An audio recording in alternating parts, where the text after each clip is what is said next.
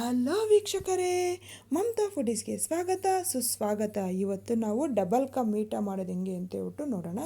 ಇದು ಬ್ರೆಡ್ಡಿಂದ ಮಾಡೋ sweet recipe. ಇದು ತುಂಬ ಟೇಸ್ಟಿಯಾಗಿರುತ್ತೆ.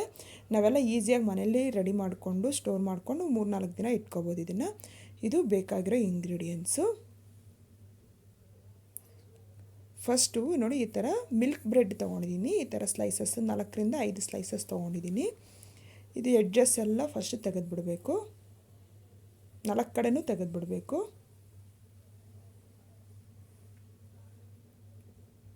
ಈಗ ಇದನ್ನು ಸ್ಕ್ವೇರ್ ಟೈಪಲ್ಲಿ ಕಟ್ ಮಾಡ್ಕೋಬೇಕು.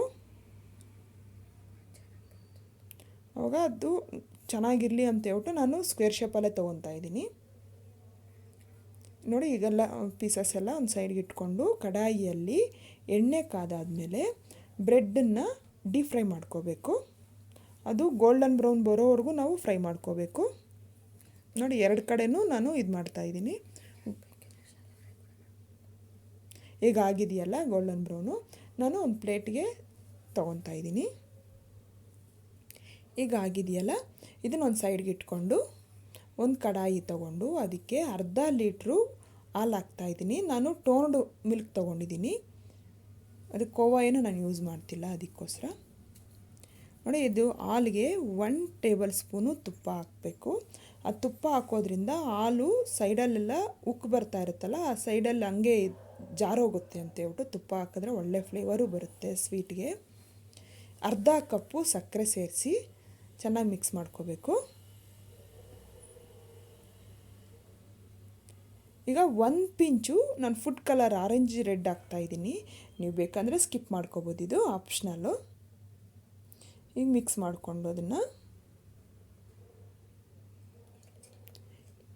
ಈಗ 1 ಟೀ ಸ್ಪೂನಷ್ಟು ಏಲಕ್ಕಿ ಪೌಡರ್ ಹಾಕ್ತಾಯಿದ್ದೀನಿ. ಇದು ಹಾಕೋದ್ರಿಂದ ಒಳ್ಳೆ ಸ್ಮೆಲ್ ಬರುತ್ತೆ.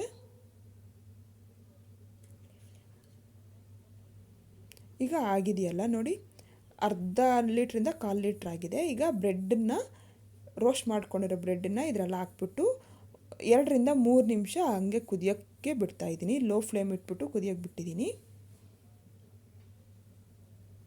ನೋಡಿ, ಈಗ ಚೆನ್ನಾಗಿ ಕುದೀತಾ ಇದೆಯಲ್ಲ.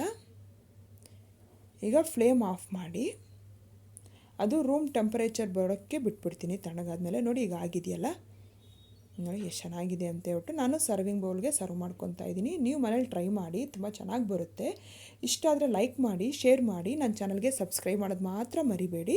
ಹೆಂಗೆ ಬಂದಿದೆ ಅಂತ ಹೇಳ್ಬಿಟ್ಟು ಕಾಮೆಂಟ್ ಬಾಕ್ಸಲ್ಲಿ ಬರೆದು ತಿಳಿಸಿ.